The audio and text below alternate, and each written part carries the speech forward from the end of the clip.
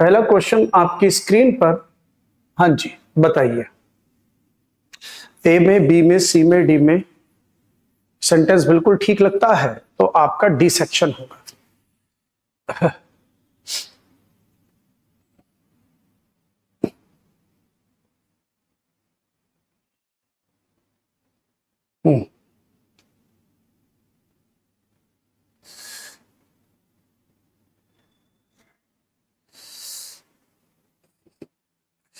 कर रहे हो कोशिश, आंसर देने का कोशिश करो, बताओ ए बी सी डी।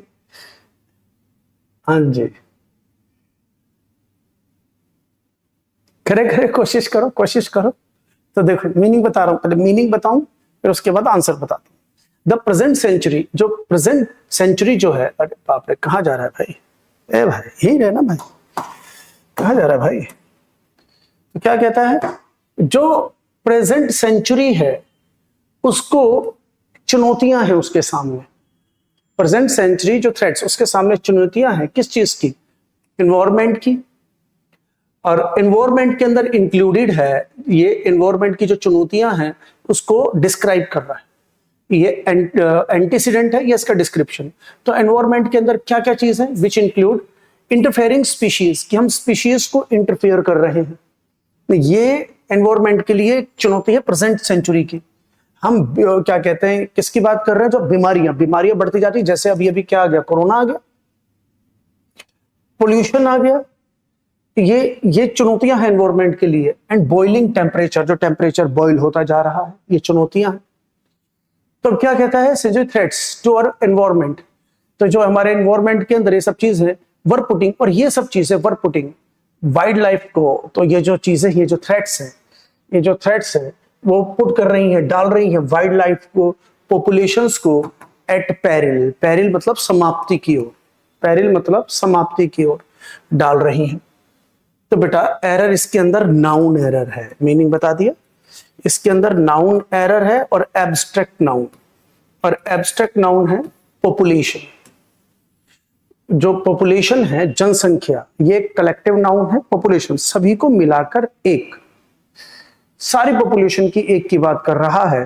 तो यहां पर ये जो कलेक्टिव नाउन है वो सिंगुलर अनकाउंटेबल है। जैसे कलेक्टिव नाउन है वो सिंगुलर है, तो इसको आप प्लूरल नहीं बना सकते। तो इसके लिए हमें जो लिखना पड़ेगा, पॉपुलेशन लिखना पड़ेगा, पॉपुलेशंस नहीं हो सकता। समझ में आ रहा है कि नहीं, कलेक्टिव नाउन। तो यहां पर हमारा हो जाएगा पॉपुलेशन, एस नहीं आएगा। अगर क्लियर ना हुआ हो तो बताइएगा, आंसर हो जाएगा पॉपुलेशन। पॉपुलेशंस नहीं होगा, कलेक्टिव नाउन है। जैसे स्टूडेंट्स तो ज्यादा हैं, स्टूडेंट्स तो ज्यादा हैं लेकिन क्लास एक है। तो यहां पर जो बात कर रहा है प्रेजेंट सेंचुरी की जो थ्रेट्स हैं, तो जो एनवायरमेंट, तो एनवायरमेंट में चीजें बहुत ज्यादा है, लेकिन ये पूरी की पूरी जनसंख्या जो है, पूरे संसार की जनसंख्या है, उसकी पॉपुलेशन के लिए थ्रेट्स हैं। तो सारी जनसंख्या की बात कर रहा है। तो यहाँ पे पॉपुलेशन एक कलेक्टिव नाउन है, तो कलेक्टिव नाउन सिंगुलर है, तो उसको एस नहीं लगेगा, तो आंसर होगा पॉपुलेशंस की जगह पॉपुलेशन। क्लियर है। चलिए अगला क्वेश्चन आपकी स्क्रीन पर, बताइए अगला क्वेश्चन।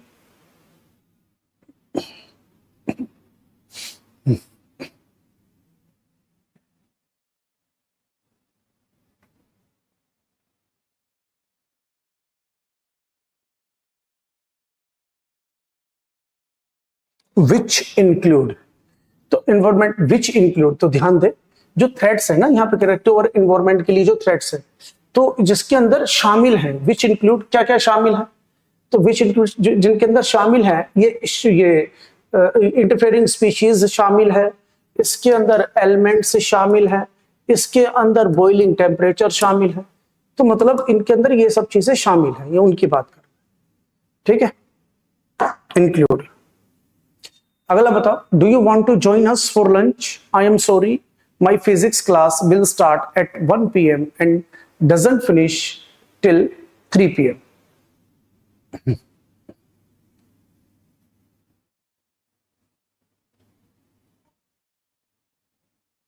एरर बताओ, एरर बताओ, एरर बताओ, एरर बताओ, एरर बताओ, एरर बताओ, एरर बताओ। तो देखिए अगला क्वेश्चन,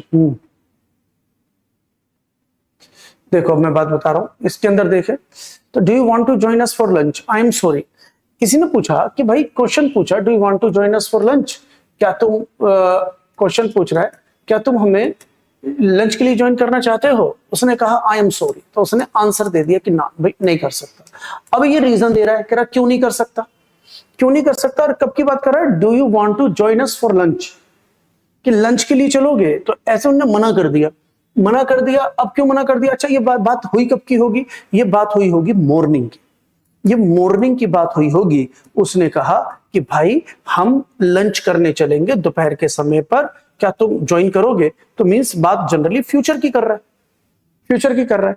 अब ध्यान दे, प्रेजेंट में रहकर हम फ्यूचर के ऐसे एक्शन की बात करते हैं जो फ्यूचर के लिए फिक्स्ड होता है। प्रेजेंट में रहकर अगर हम फ्यूचर के फिक्स्ड एक्शन की बात करें, प्रेजेंट में रहकर फ्यूचर के फिक्स्ड एक्शन की बात करें, तो जो फ्यूचर का फिक्स्ड एक्शन होता है, जो फ्यूचर का फिक्स्ड एक्शन होता है वो प्रेजेंट इंडेफिनिट होता है। जो प्रेजेंट इंडेफिनिट, प्रेजेंट में रहकर फ्यूचर के फिक्स्ड एक्शन की बात करें तो जिसका जनरली ऐसे मान लो प्रेजेंट में अरेंजमेंट है, जिस एक्शन का प्रेजेंट में अरेंजमेंट है और हम फ्यूचर के उस एक्शन की बात कर रहे हैं तो उसे हम प्रेजेंट इंडेफिनिट में लिखते हैं, वो फिक्स्ड एक्शन की कैटेगरी में आता है। जैसे जनरली बस का टाइम, ट्रेन का टाइम, फ्लाइट का टाइम। तो यहां पर किसका टाइम बता रहा है, फिजिक्स की क्लास का टाइम बता रहा है, जो हमारा 1 से लेके 3 बजे तक होती है। उसने कहा भाई रोजाना चलोगे, कह रहा यार मेरी 1 बजे से लेके 3 बजे तक मेरी फिजिक्स की क्लास होती है। तो ये फ्यूचर का फिक्स्ड एक्शन बता रहा है जो उसकी होती है क्लास है, और वो इससे भी पता चलता है वो फिर 3 बजे तक खत्म नहीं होती, वो चलती है, शुरू होती है 1 बजे और 3 बजे तक खत्म नहीं होती। तो ये अब भविष्य के लिए फिक्स्ड एक्शन है, तो इसके अंदर आप विल स्टार्ट नहीं लगा पाओगे, आपको स्टार्ट्स लगाना पड़ेगा। ठीक है, ये समाप्त आ गया। इसमें कोई प्रॉब्लम, अब इसमें कोई प्रॉब्लम क्लियर हुआ कि नहीं। तो यहां पर हम जो लगाएंगे ए विल स्टार्ट की जगह स्टार्ट्स लगाएंगे। डन। अभी एक बच्चे का क्वेश्चन है पीछे वाले क्वेश्चन को लेकर, ठीक है, अभी पहले मैंने वो बता दिया, देखो फिर समझो। यहां पे क्या कहता है, थ्रेट्स है टू आवर एनवायरमेंट, हमारे जो एनवायरमेंट है उसको थ्रेट्स है, तो जो ये जो थ्रेट्स है किसको, हमारे एनवायरमेंट को। तो अब हमारे एनवायरमेंट को जो थ्रेट्स है ना, तो वो थ्रेट्स क्या क्या है। अब ये जो थ्रेट्स है ये सारी थ्रेट्स है। इंटरफेयरिंग स्पीशीज ये एक थ्रेट है, तो ये प्लूरल है, बेसिकली एंटीसीडेंट ये होगा। तो ये थ्रेट्स को ये डिस्क्राइब कर रहा है कि थ्रेट्स कौन कौन सी है।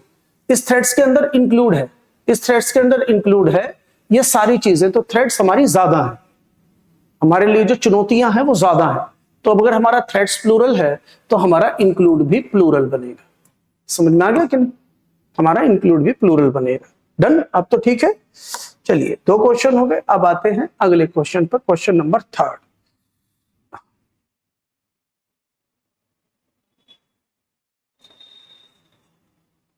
सी ऑप्शन को कैसे ठीक करेगा, C option doesn't finish till 3 PM, मतलब इसमें क्या ठीक करना चाहते हो, ये गलती नहीं है मेरे बेटा सुमित दोस्त, ये गलत ही नहीं है, तो इसे ठीक कैसे करोगे, आपके दिमाग में जो चल रहा है वो बताइए, आपको इसे गलत क्यों लग रहा है, इसे बताइए। ठीक है, इसे गलत लग रहा है तो मुझे बताइए कैसे ठीक होगा, आपके दिमाग में जो चल रहा है वो मुझे बताइए, फिर मुझसे डिस्कस करता हूं अगला क्वेश्चन।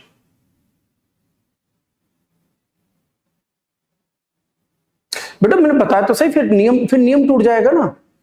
तो अब नियम टूट जाएगा उससे किस चीज का, जो हमारी बात, हमारा जो ग्रामर है वो खत्म हो जाएगी, है ना। और दूसरी बात, डबल फ्यूचर नॉट अलाउड। बेटा अब तुम दोनों जगह डबल फ्यूचर लगाओगे, एक पैरेललिज्म का नियम है, डबल फ्यूचर नॉट अलाउड। अब सुमित ये नियम पता है कि नहीं आपको बेटा, आप प्रिंसिपल क्लोज में भी और सबऑर्डिनेट क्लोज दोनों के अंदर फ्यूचर नहीं लगा सकते हो, तो आप डबल फ्यूचर का आप इस्तेमाल कर नहीं सकते हो। इधर भी विल स्टार्ट करोगे, अब इधर भी विल स्टार्ट, तो डबल फ्यूचर तो एक वैसे ही नहीं लगेगा। और दूसरा बेटा फिर समझो मैं बात क्या बता रहा हूं, बेटा मैं जो आपको नियम बता रहा हूं वो ये बता रहा हूं, प्रेजेंट में रहकर अगर हम फ्यूचर के ऐसे एक्शन की बात करते हैं जो फ्यूचर के लिए फिक्स्ड है, अब पता कैसे चलेगा फिक्स्ड है, उसका प्रेजेंट में अरेंजमेंट होता है, जिसका प्रेजेंट में अरेंजमेंट है, तो बेटा फ्यूचर के लिए फिक्स्ड होता है। और शैल विल का मतलब है नॉट श्योर, शैल विल का मतलब गागेगी नहीं होता, शैल विल का मतलब है नॉट श्योर, और जो एक्शन फ्यूचर के लिए फिक्स्ड है वो श्योर है।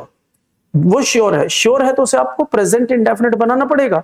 तो आप तो एक जगह पहली गलती, आप दूसरी जगह भी गलती बना रहे हैं, डबल फ्यूचर भी अलाउड नहीं है, तो मतलब गलती पर गलती कर रहे हो तो गड़बड़ हो जाएगा। तो ये नियम लगेगा, फिर ये नियम टूट जाएगा अगर आप जो बोल रहे हो उसका कोई लेना देना ही नहीं है। ठीक है, चलिए अब इसका आंसर दो। अब आई मेरा कॉन्सेप्ट क्लियर हुआ कि नहीं हुआ? हाँ ठीक है, good good.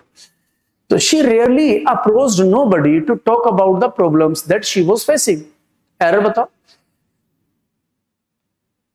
She rarely approached nobody to talk about the problems that she was facing. Answer बताइए, आंसर बताइए, आंसर बताइए।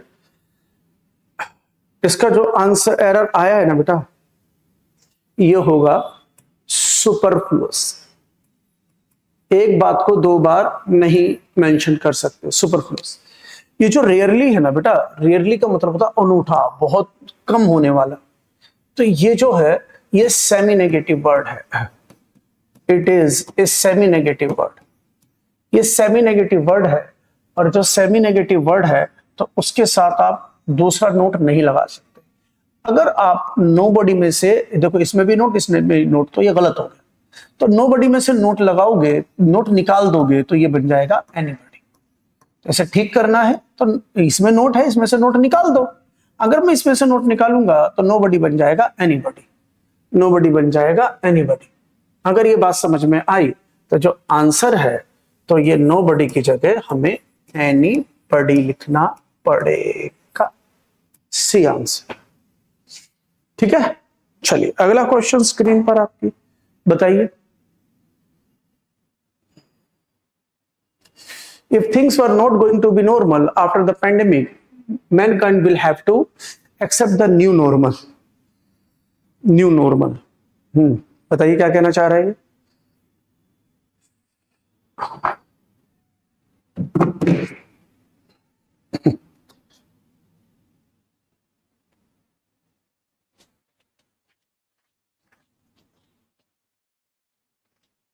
If things were not going to be normal after the pandemic, mankind will have to accept the new normal. तो देखो अब क्या कहता है, ये जनरल फैक्ट है, it is a general fact. और जो जनरल फैक्ट होते हैं ना वो प्रेजेंट में लिखे जाते हैं।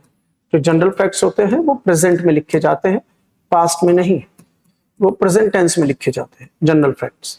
जनरल फैक्ट कैसे कहता है कि यार जैसे लाइफ के अंदर चीजें बिगड़ गई, बहुत से लोगों की, बहुत से लोगों ने अपना बिजनेस खोला, कोरोना के अंदर, पेंडेमिक के अंदर सारी चीजें खराब हो गई। तो कह रहा है अगर यार चीजें जो पेंडेमिक में खराब हुई हैं वो ठीक नहीं चल रही हैं, वो खराब चल रही हैं, तो बेटा अब ऐसा काम करो, जो नया नॉर्मल है ना उसे एक्सेप्ट करो। मींस जो पेंडेमिक है वो अब खत्म तो हो नहीं सकता, कोरोना किसी ना किसी को होता रहता, बिल्कुल जड़ से तो गया नहीं है। तो उस जड़ के साथ ही, उस कोरोना के साथ ही रहना सीख लो।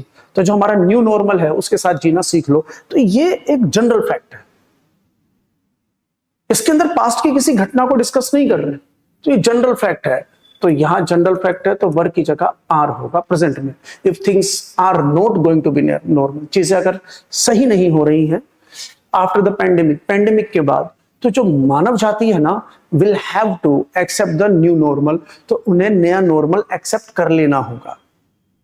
क्योंकि चीजें सही नहीं चल रही तो आगे भविष्य में भाई वो क्या करें, जो न्यू नॉर्मल है, अब जो चीजें अब है उनके अकॉर्डिंग काम करें, पीछे वाली चीजों को भूल जाए। इंग्लिश में कहावत भी है, इंग्लिश में कहावत है लेट बायगोन्स बी बायगोन्स, लेट बायगोन्स बी बायगोन्स, मतलब पिछली बातों को भूल जाओ भाई, आगे की बातें देखो। अब तो पीछे को लटके ना रहे, तो यहां पर वर्ग की जगह आर हो जाएगा।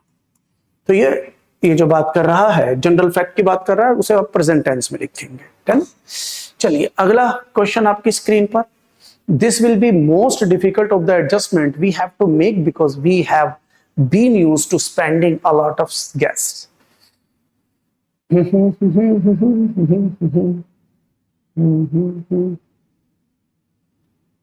बट यहां पर जो बच्चों को ज्यादातर गलत लग सकता है ना, वो ये लग सकता है कि यार यूज टू आया, कह रहा है यूज टू के साथ V1 आना चाहिए, यहां पर तो यूज टू के साथ स्पेंडिंग दे दिया V4। तो बेटा ये छोटा सा पॉइंट है, समझ लो। ये ठीक है कि यूज टू से पहले अगर कोई वर्ब नहीं है, अगर यूज टू से पहले कोई वर्ब नहीं है तो यूज टू के साथ V1, लेकिन ध्यान दें अगर यूज्ड टू से पहले कोई वर्ब दे रखी हो तो आपको यहां V4 देना पड़ेगा। ये जनरल कॉन्सेप्ट याद रखें, क्योंकि बच्चा यहां गलती कर सकता है, तो जो गलती कर सकता है पहले उसे समझा दिया। इसकी क्या गलती है अभी समझाता हूं। तो देखो यूज्ड टू से पहले उसने बीन, तो क्या दे दिया उसने, because we have been used, we have been used, तो हमें यूज किया गया है, तो यूज्ड टू से we have been used to. तो अब यहाँ पे बीन जो है, ये जो बीन है वर्ब है, अगर यूज टू से पहले वर्ब दे रखा है तो यूज टू के साथ V4 आएगा। इस बात को समझे, ये ठीक है, इसमें कोई दिक्कत नहीं है। पता है गलती कहाँ है? गलती यहाँ है कि बेटा जो एरर है वो एडजेक्टिव से एरर है, एरर जो है वो एडजेक्टिव से एरर है, और वो एरर क्या है, सुपरलेटिव डिग्री से पहले, सुपरलेटिव डिग्री से पहले हमें द का यूज, डेफिनेट आर्टिकल द का यूज करना पड़ता है। तो यहाँ पे मोस्ट डिफिकल्ट, तो ये सुपरलेटिव डिग्री है, इससे पहले द लगेगा। डन, ये एरर है। जो एक संभावना लगती है एरर की वो मैंने समझा दिया, ऐसे भी एरर आ सकता है, और एरर है इसमें। डन, तो आंसर जो होगा वो ये हो जाएगा कि सुपरलेटिव डिग्री से पहले आपको द लगाना पड़ेगा। हाँ सुमित वर्मा, बहुत बढ़िया, ठीक है। Next, I am sure that the postman would be coming shortly to deliver the letter. I am sure that the postman would be coming shortly to deliver the letter. Now let me know.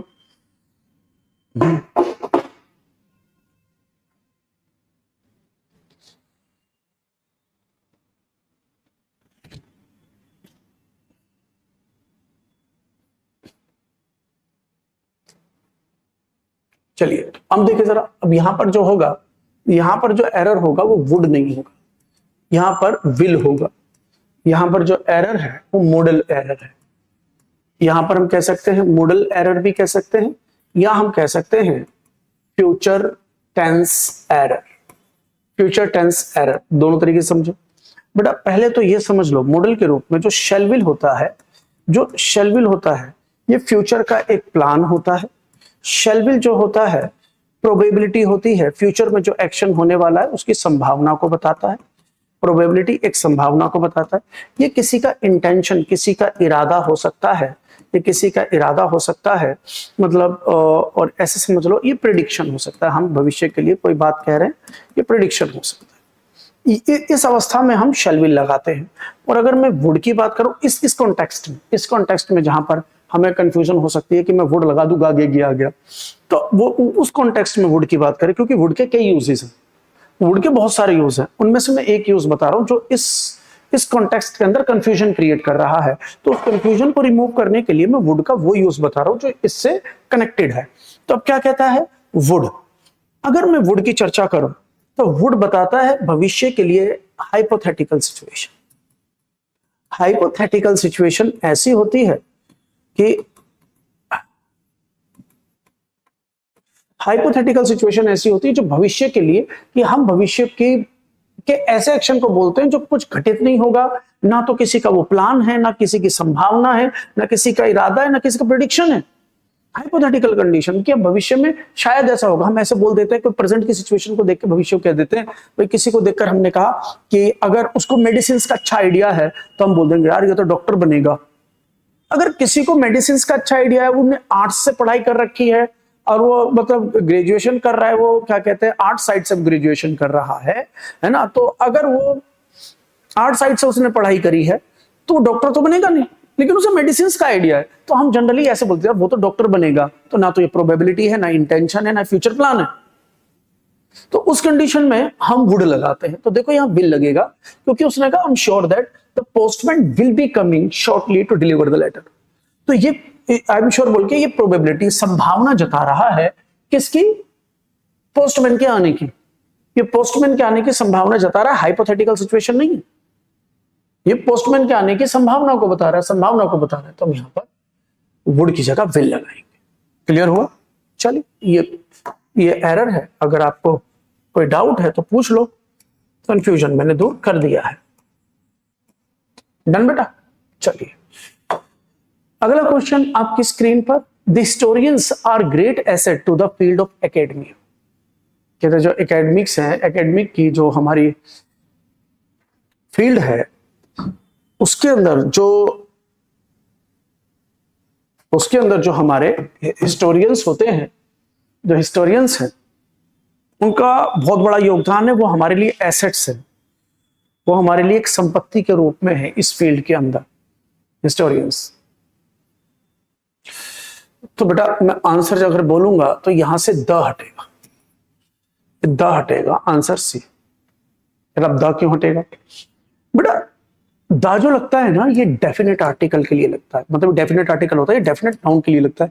The तब लगता है जब इसके बाद कोई definite noun, ये तब लगता है जब इसके बाद कोई डेफिनेट नाउन जिसको आप डिस्क्राइब कर रहे हो, जिसका डिस्क्रिप्शन दे रखा हो, जो कोई निश्चित हो, जिसको पहले बता रखा हो।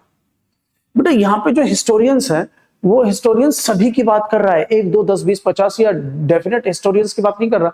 ये जनरल पॉइंट पे हिस्टोरियंस की बात कर रहा है कि भाई जो हमारे इतिहासकार हैं, हमारे एकेडमिक्स फील्ड जो है, जो हमारी एकेडमिक फील्ड है, उन फील्ड के लिए वो एसेट्स है। तो कौन? कोई पर्टिकुलर नहीं, सभी। तो जब बात सभी की होती है तो कुछ डेफिनेट है नहीं, जब बात सभी की करता है तो कोई डेफिनेट नहीं रहता।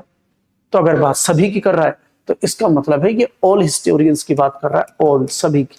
तो ये डेफिनेट नहीं है, डेफिनेट नहीं है तो आप दानी लगा। तो यहां से ऐसे द हिस्टोरियन, प्लीज यहां से दानी, यहां से दा हटेगा, प्लीज गलत जगह से हटा दिया, यहां से दा हटेगा, डी है प्लीज, मैंने वो दा हटाना था, यहां से हटा दिया। हिस्टोरियन से पहले दा हटेगा। हाँ हाँ बिल्कुल सही पकड़े हैं लड्डू के भैया, सही पकड़े। और मैंने यहां से दा देखा तो मैंने इससे हटा दिया। बेसिकली द हिस्टोरियन से पहले हटेगा डी, ठीक, वही मैंने यहां पर बताया। क्लियर हो गया ना बेटा? चलिए अगला क्वेश्चन आपकी स्क्रीन पर।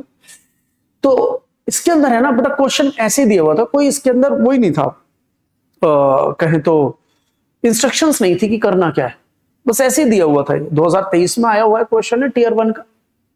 तो आपको करना क्या है, मैं इंस्ट्रक्शन आपको बता देता हूं। इसके अंदर सही सेंटेंस ढूंढना है आपको। इसके अंदर 3 गलत हैं, 1 सही है, तो सही वाला आपको लिखना है। 3 गलत हैं, 1 सही है, तो सही वाला आपको ढूंढना है। हाँ, इंस्ट्रक्शन थी नहीं, उसने ऐसे लिखा हुआ था, जहां से मैंने लिया उसमें इंस्ट्रक्शन ही नहीं थी। बाकी मैं आपको बता रहा हूं इंस्ट्रक्शन। इसके अंदर 3 गलत हैं, 1 सही सेंटेंस है। सही सेंटेंस बता दीजिए कौन सा है, ABCD बताइए, पढ़िए, सही सेंटेंस आप बता दीजिए।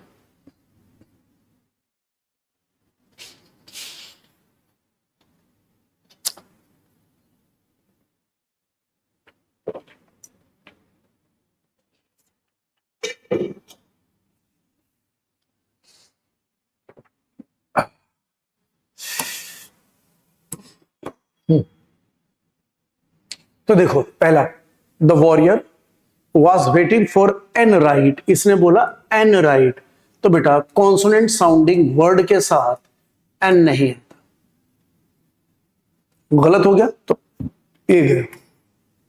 The warrior was waiting for the right time to attack the lion hiding in the cave. तो इसके अंदर कुछ दिख नहीं रहा, गलत, आगे बढ़ लेते। देखो एन वॉरियर, एन वॉरियर तो सेम कॉन्सोनेंट साउंडिंग वर्ड है, तो एन का यूज होगा नहीं, because it is used with vowel sounding word. An is used with vowel sounding word. दो गया आगे। The warrior was waiting for a right time to attack an लोहिन, same consonant sounding word, तो an नहीं आएगा। तो यहां पर ये भी गलत। तो जब 3 गलत थे तो बी आंसर। क्लियर हुआ बेटा? आ गया समझ? चलिए आर्टिकल एरर, इसके अंदर अगर हम कहें तो उसने आर्टिकल एरर पूछा, आर्टिकल एरर पूछा। चलिए अगला लेते हैं।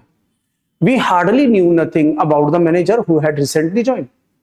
बताइए बेटा, बच्चे आंसर बताइए, आंसर बताइए, आंसर बताइए, आंसर बताइए, आंसर टेलिए, आंसर टेलिए, answer टेलिए।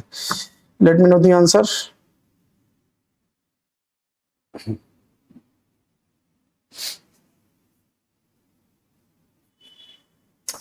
We hardly knew nothing about the manager who had। तो बेटा इसके अंदर भी हमारा जो एरर है वो सुपरफ्लूस का एरर है। आज मैं 2 ले आया सुपरफ्लूस के। सुपरफ्लूस, एक ही बात को 2 बार बताना, एक ही बात को 2 बार बताना सुपरफ्लूस हो जाता है सेंटेंस। तो बेटा हार्डली जो है वो सेमी नेगेटिव वर्ड है। अगर ये सेमी नेगेटिव वर्ड है तो आप दूसरा नोट यूज कर नहीं पाएंगे। और अगर नथिंग में से आप नोट निकालेंगे, क्योंकि नोट ऑलरेडी इसमें है, आप नथिंग में से नोट निकालेंगे तो ये बन जाएगा एनीथिंग। समझ में आया बात? तो ये सुपरफ्लूस से आ गया सेंटेंस। तो यहां हार्डली आ गया तो आप नथिंग नहीं लगा पाएंगे, ए आंसर। क्लियर हुआ? तो 9 का ए आंसर होगा। Done. You wash the dishes and dry the same. You wash the dishes and dry the same. बताइए।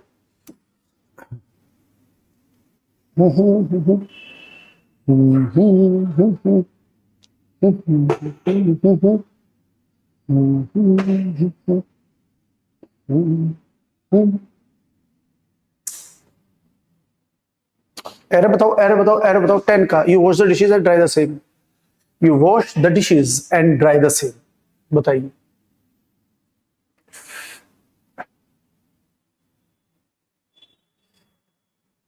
हो गया? तो अब जरा देखो, इसके अंदर 2 एरर मान लो। या तो प्रोनाउन से एरर मानो, या फिर आप मानो डिटरमिनर से एरर। क्योंकि यहां पर प्रोनाउन और डिटरमिनर दोनों के ही यूज की बात है। डिटरमिनर का यहां पर गलत यूज है और उसको हटाकर हमें प्रोनाउन लगाना है। हुआ क्या? जैसे अगर मैं ऐसे बोलता हूं, मैंने कहा it is the same dog. मैंने कहा it is the same dog that bit me yesterday. कह रहा यार ये तो वही डॉग है जिसने मुझे काटा था, मुझे कल काटा था।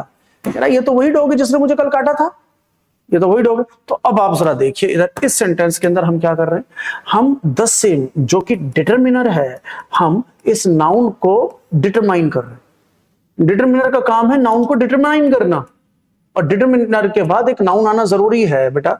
एक नियम है, डिटरमिनर के बाद जो है हम एक नाउन लगाते हैं, क्योंकि डिटरमिनर इस नाउन को ही तो डिटरमाइन करता है। भाई डिटरमिनर इस नाउन को ही तो डिटरमाइन करता है, तो नाउन से पहले डिटरमिनर आना जरूरी है। क्लियर है? अब दूसरी पॉइंट, अगर हम प्रोनाउन की बात करते हैं तो बेटा बेसिकली प्रोनाउन यूज होता है रिप्लेसमेंट के लिए। प्रोनाउन यूज होता है रिप्लेसमेंट के लिए। रिप्लेसमेंट किसका? नाउन की रिपीटिशन। कि भाई नाउन की रिपीटिशन हो रही है तो नाउन के स्थान पर दूसरा लगाना है, तो रिप्लेसमेंट का काम करता है। अब जरा सेंटेंस पे, अगर ये दोनों बात क्लियर है तो सेंटेंस पे आओ। यू वॉश द डिशेज, तुम डिशेज धोते हो और फिर उन्हें सुखाते भी हो। तो पॉइंट इज द सेम क्या है? तो द सेम क्या है? द सेम है डिशेज, और डिशेज है noun, basically plural noun.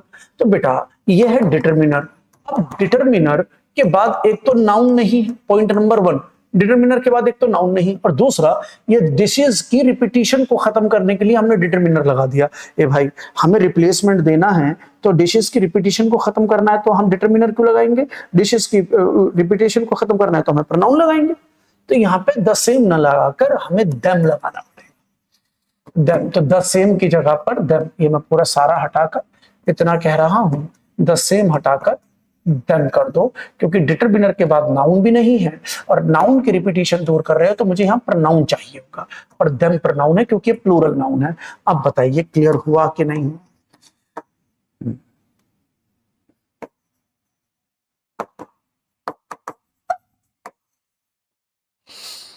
Clear हुआ?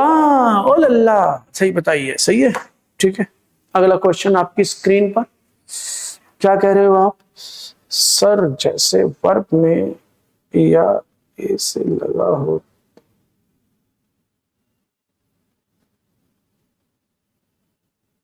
हाँ बेटा, जनरल फैक्ट तो यही है। सिद्धि नाम जो तुम कह रहे सही है। देखो एक छोटा सा एक नियम है, अगर नाउन में एस या ईएस लगा हो तो नाउन बिकम्स प्लूरल।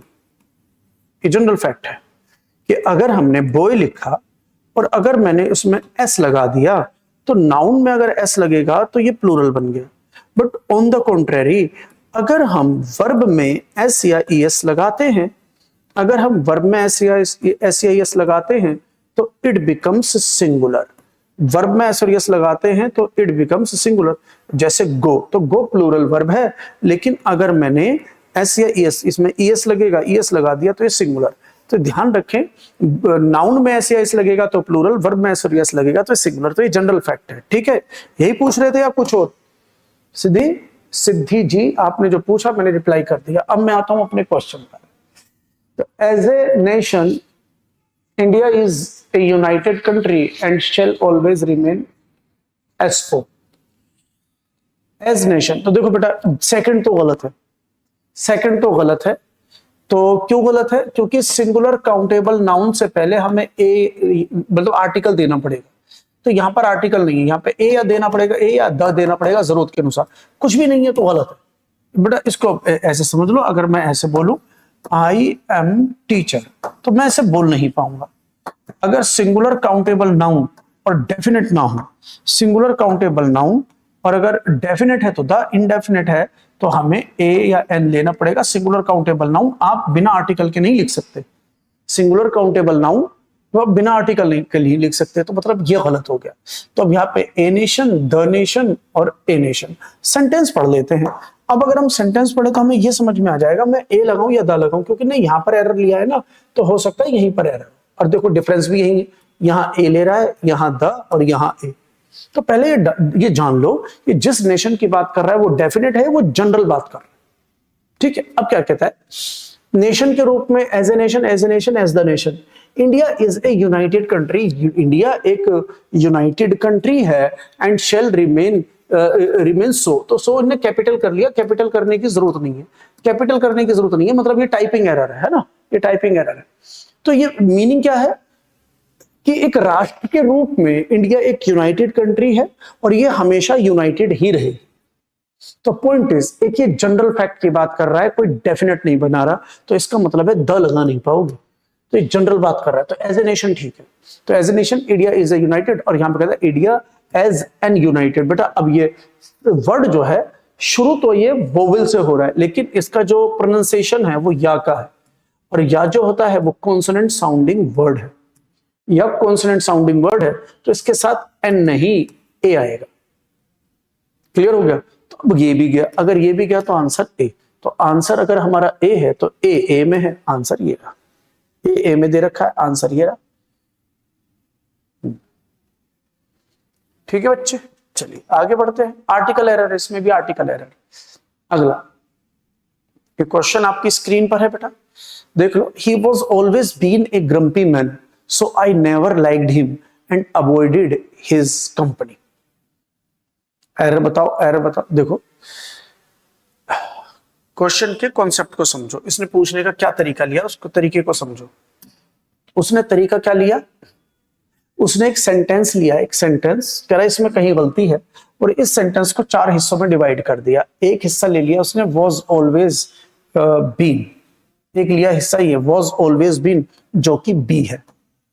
यहां से क्या लिया, सो आई नेवर लाइक्ड हिम, तो सो आई नेवर लाइक्ड हिम, तो सो आई नेवर लाइक्ड हिम, तो ये कौन सा है, ये ए ऑप्शन है।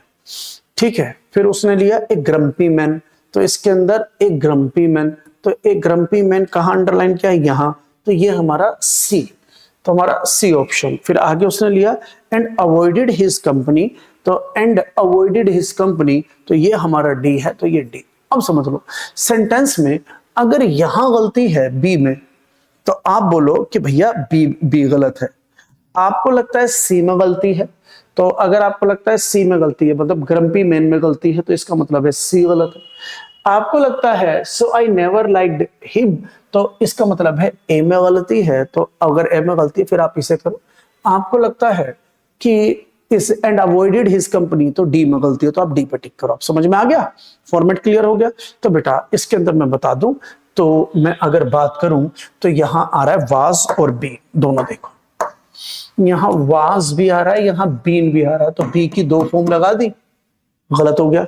और बीन जो है वर्ब की 3rd फॉर्म है, तो वर्ब की 3rd फॉर्म से पहले हैव का फॉर्म आएगा, और अब हैव का फॉर्म आएगा, हैज आएगा, हैव आएगा या हैड आएगा।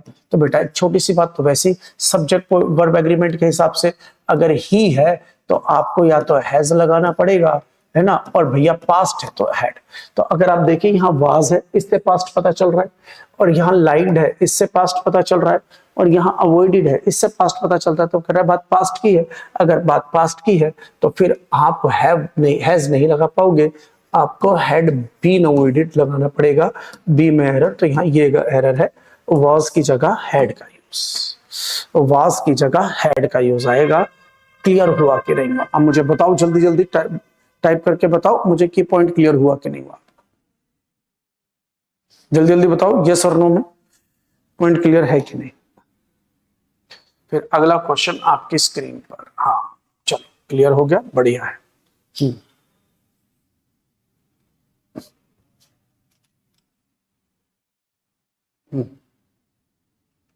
गुड, चलो आगे बढ़ते हैं, आगे की ओर प्रस्थान करते हैं। तो हमारे पास अगला क्वेश्चन हमारी स्क्रीन पर है। Then needed help to get tight coat of him. बताइए बताइए बताइए।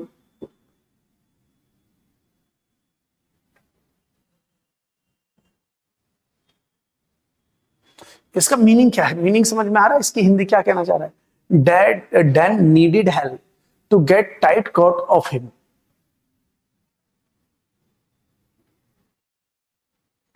तो देखो इसके अंदर जो एरर है, यहाँ पे ओ एफ की जगह ओ डबल एफ आएगा, प्रेपोजिशन एरर। यहाँ पर जो पूछा गया वो प्रेपोजिशन से। अब कहता है इस ऑफ के में और इस ऑफ में फर्क क्या है? बेटा ये जो ऑफ होता है ये रिलेशन को शो करता है, दो चीजों के बीच में रिलेशन को बताएगा। जैसे हमने कहा द कैप ऑफ पेन, तो यहां पर पेन का कैप, पेन का इस कैप से, इस कैप का पेन से एक रिलेशन है। लेकिन जो अगर मैं ओ डबल एफ लिखता हूं तो ये सेपरेशन को बताता है, जब दो चीजों में अलगाव होता है। जब दो चीजें अलग होती हैं तो हम ऑफ लगाते हैं। जैसे ही फेल ऑफ द बाइक, कि वो बाइक से गिर गया, कहता है वो बाइक से गिर गया, तो ही फेल ऑफ द बाइक। तो यहां पर बाइक से गिर गया, तो अगर वो बाइक से गिर गया तो फेल ऑफ, तो यहां पर ऑफ जो है सेपरेशन को बता रहा है। यहां पर ऑफ सेपरेशन को बता रहा है। ही, बाइक और ही के बीच में अलगाव, अलग हो जाना, तो ही और बाइक के बीच में वो सेपरेशन को दर्शा रहा है। तो जहां सेपरेशन की बात होती है ऑफ। तो अब मीनिंग देखो, देन नीडेड हेल्प, देन को मदद की जरूरत थी, किस लिए? To get tight coat of him, कि उसे जरूरत थी जो टाइट क्या कोट था उससे सेपरेशन की, उसे उतरवाने की, कोट ऑफ हिम, कि उसके टाइट कोट को उतारने में उसे मदद की आवश्यकता थी, कि कोई आकर उसका टाइट कोट को उतार दे। तो अगर आपको बात समझ में आई तो बताइए, नहीं समझ में आई तो मैं फिर समझाता हूं। तो आंसर हो जाएगा डी। ठीक है, अगला, they were married happily before she quit her job.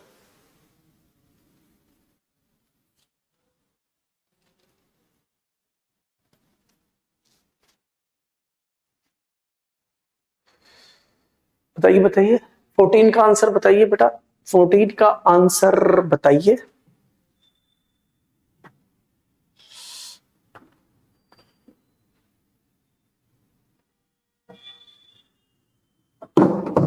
देखो अब बताइए इसमें गलती क्या है? गलती यह है, अगर मैं ऐसे लिखूं she is a very good, क्या हटाया तुम? मैंने लिखा शी इज वेरी ब्यूटीफुल। अगर मैं इतना लिखूं तो ये बात समझ में आ गई होगी, शी इज वेरी ब्यूटीफुल। लेकिन अगर मैं ऐसे लिखूं she is beautiful, she is beautiful very, अगर मैं ऐसे लिखूं शी इज ब्यूटीफुल वेरी, तो आप समझ जाएंगे यार ये तो गलत है, ये सही है। तो कहता है यही केस यहां पर हुआ, यही केस यहां पर हुआ। पता है क्या है हमें करना? क्या है नियम? ये है कि भाई ब्यूटीफुल कौन है? ब्यूटीफुल कौन है? शी क्या हुआ? प्रोनाउन। तो नाउन प्रोनाउन को डिफाइन करने वाला वर्ड एडजेक्टिव। तो बेटा ब्यूटीफुल कितनी है? वेरी। तो एडजेक्टिव को डिस्क्राइब करने के लिए एडवर्ब को पहले लगाना पड़ता है। तो जो यहां किया है, तो अगर एडजेक्टिव है तो एडजेक्टिव को डिस्क्राइब करने के लिए एडवर्ब को हमें पहले लिखना पड़ेगा, ब्यूटीफुल, वेरी ब्यूटीफुल। अब यही बात आप इसे देखें, हैप्पीली हटा दो। अभी कहते हैं देवर मैरिड, कि उनकी शादी हुई थी। तो मैरिड ये बी की फॉर्म है, तो मैरिड कौन थे? दे क्या है? प्रोनाउन। नाउन प्रोनाउन को डिफाइन करने वाला वर्ड एडजेक्टिव। तो वर्ब की थर्ड फॉर्म जब एडजेक्टिव का काम करती है वो पास्ट पार्टिसिपल होती है। तो अब वो पास्ट पार्टिसिपल होती है तो भैया ये एडजेक्टिव है। अब भैया मैरिड शादीशुदा कैसे थे, कैसे हैप्पीली मैरिड, तो अब ये एडजेक्टिव है, एडजेक्टिव को डिस्क्राइब करने वाला वर्ड एडवर्ब, तो अगर एडवर्ब है तो हैप्पीली को मैरिड से पहले लिखो। वही पॉइंट जो हमने यहां किया, वेरी को ब्यूटीफुल से पहले तो वेरी ब्यूटीफुल, हैप्पीली को मैरिड से पहले तो हैप्पीली मैरिड, तो यहां पर ऐसे। क्लियर हुआ कि नहीं हुआ? ठीक है, अगर क्लियर हो गया तो आज के लिए लास्ट क्वेश्चन ले लेते हैं बेटा, आज के लिए लास्ट क्वेश्चन। तो क्लियर हो गया ना, ये देखो आप, this question is quite too simple for me to answer. ये क्वेश्चन जो है मेरे लिए बहुत ही सिंपल है आंसर देने के लिए। This question is quite too simple for me to answer.